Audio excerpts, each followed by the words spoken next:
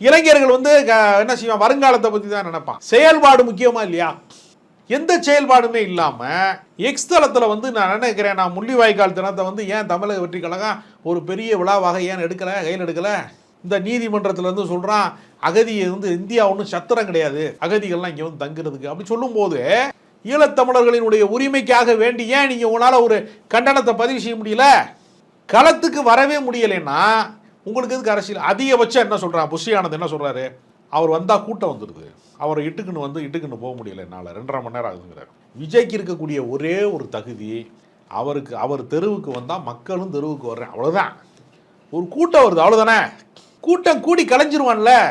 Cinema தேட்டரில் என்ன பண்ணுவான், ஃபஸ்ட்டு வந்து ரிலீஸ் ஆகிற அன்னைக்கு கூட்டம் கூட்டுது, படம் முடிஞ்சவொன்னே என்ன ஒன்று எல்லாரும் கலைஞ்சு போயிடுவான்ல. அதைத்தான் தமிழக வெற்றி கழகத்தில் நடத்திட்டு இருக்கிறாங்க. கூடி கூடி கலைகிறார்களே தவிர அவர்கள் உறுதியோடு இருக்கிறார்களா? அவர்களுக்கு ஏதாவது வந்து ஒரு ஒரு ஒரு உறுதிமிக்க ஒரு கோட்பாடு இருக்கிறதா, செயல்பாடு இருக்கிறதா, செயல் திட்டம் இருக்கிறதா?